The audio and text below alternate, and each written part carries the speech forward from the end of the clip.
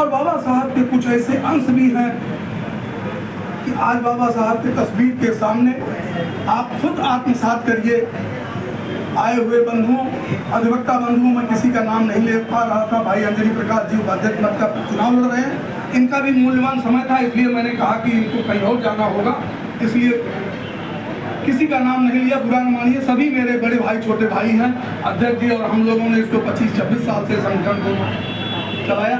तो मित्रों, इस तस्वीर के सामने बैठे हुए लोगों ने आज भी बहुत सारी चीजें सीखी जो इसके पहले हम लोगों को जानकारी नहीं, चाहे वो सुभाष के वक्तव्य में रहे हो, चाहे अतुल के वक्तव्य रहे हो, चाहे जो भी रहा।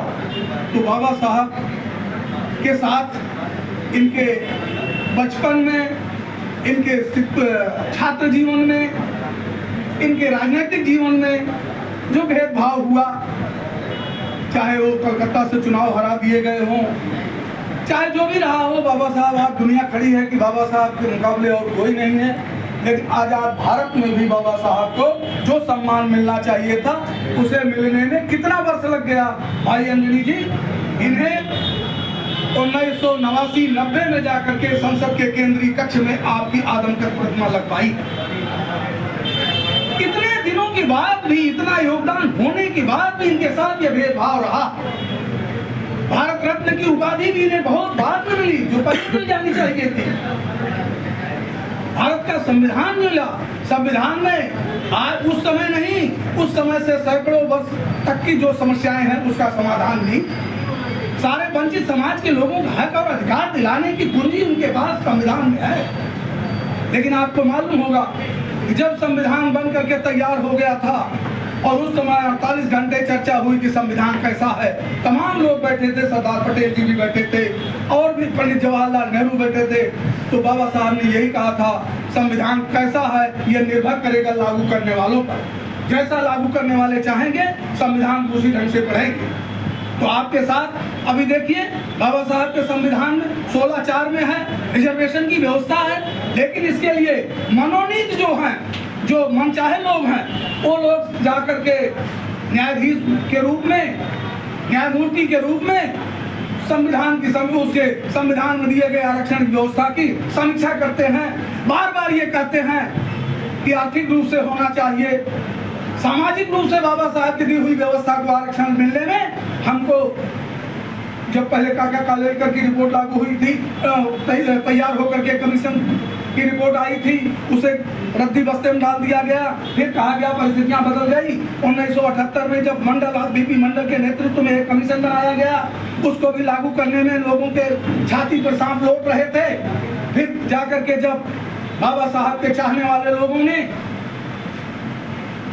सरकार और ताकत में आए तो उन्होंने उस बात को लागू किया। तो आप जान लीजिए कि आज भी बाबा साहब के कंठ में माला और इनके विचार में ताला लगा करके जयंती मनाने का कोई मकसद नहीं। उनके विचारों पर हमें 2 कदम चलना होगा। उसके लिए हमें अंजनी के साथ चलना होगा, उसके बाद सुभाष जी को साथ बटोरना होगा, छविराम जी को साथ लेकर के चलना होगा। जब संगठित होंगे, एकजुट होंगे, तभी जो है इन छोटी मोटी समस्याओं से लड़ सकते हैं।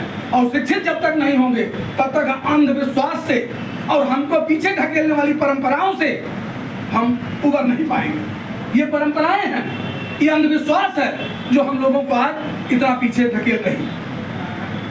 आज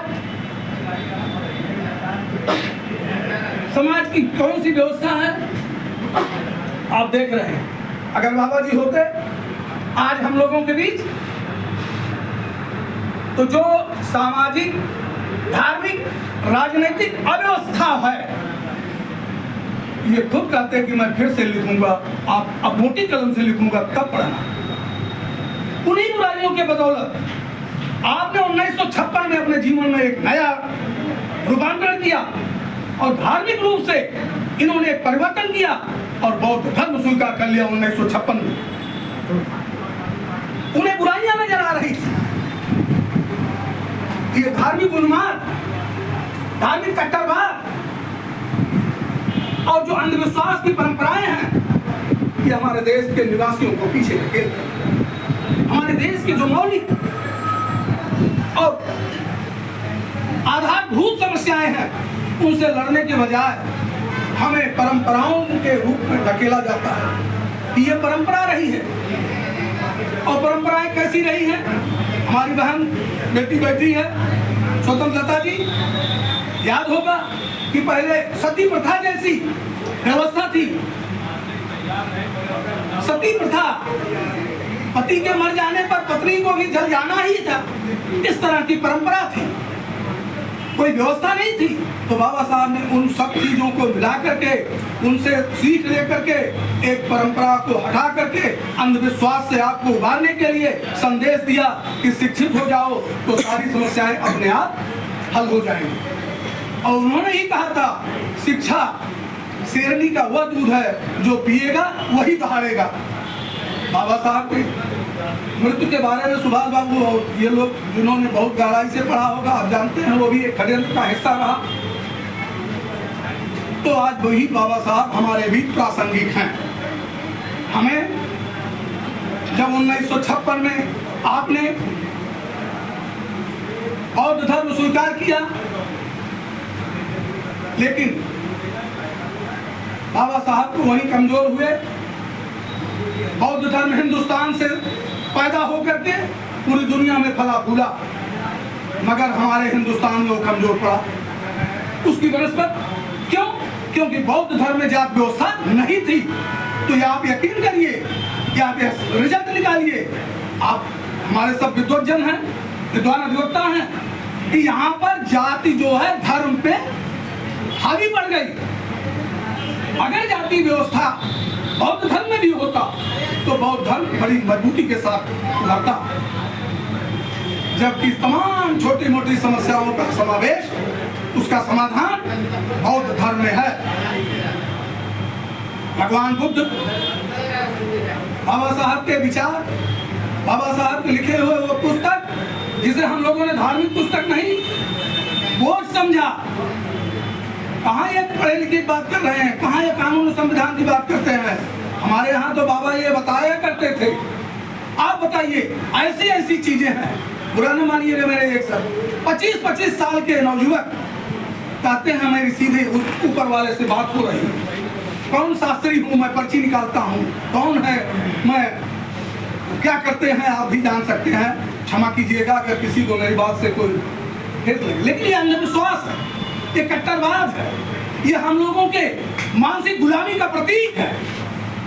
आप जाइए अभी अलीगढ़ हाथरस में 100 मर गए थे, कितने मर गए थे बाबा के धूल का चुंबन करने के लिए।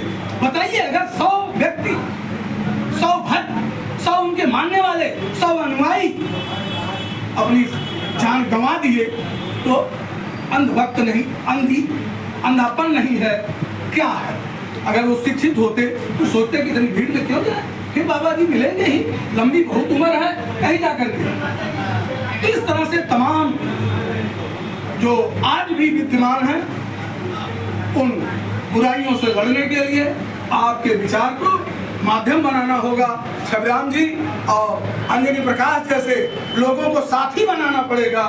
जो अधिक हैं, राममिलन जी हैं, ये मजबूती के साथ खड़े होते हैं। तो मैं आप सब लोगों को इस महान व्यक्तित्व, आज व्यक्ति की पूजा हम लोग नहीं कर रहे हैं, व्यक्ति तो उसी समय इनका स्वर्गवास हो गया था, व्यक्तित्व की पूजा कर रहे हैं। और जिन लोगों ने सबसे ज्यादा इनका विरोध किया, बाबूजी, गांव में कहीं इनकी प्रतिमा तोड़ी गई। पहले तो कुर्सी पे पीछे बैठाए जाते थे क्लास में, लेकिन गांव में कहा गया कि यहाँ पे इनकी मूर्ति नहीं लगेगी, बिरले ब्लॉक होंगे जहाँ पर विवाद न उत्पन्न हुआ। अगर लग भी गई तो कहा गया कि इनका फेस मेरी बस्ती की ओर नहीं होना चाहिए, ऐसी भी बुराई आई। मैं गांव का नाम बता सकता हूँ। तब तत्कालीन हमारे एक सामाजिक नेता ने कहा था, बाबा साहब का चेहरा आपके गांव की तरफ तो नहीं होगा, लेकिन बताइए भारत के संविधान का चेहरा किधर कर दिया जाए, आपके गांव का संविधान नहीं मानता। तो इस तरह के जो भी बुराइयां हैं, जो धार्मिक, शैक्षिक, आर्थिक, सामाजिक रूप से है, महान व्यक्तित्व को याद करके उनके बताए हुए समस्याओं के समाधान और विचारों के रास्ते पर चल करके हम लोग निजात पा सकते हैं। आज मैं बस इन्हीं शब्दों के साथ अपनी बात समाप्त करता हूं और पुनः भारत रत्न बाबा साहब डॉक्टर भीमराव, और भारत रत्न मिलने में कितना समय लगा, बाबा साहब भीमराव अम्बेडकर को कोट नमन करता हूं कि आपने हमें एक नए जीवन की शुरुआत हर किसी व्यक्ति को अपने संविधान के गोद में रख करके जीवन जीने का रास्ता दिया है। मैं पुनः आपको नमन करता हूँ। बाबा साहब अमर रहे, बाबा साहब अमर रहे, बाबा साहब अमर रहे। अमर रहे। जय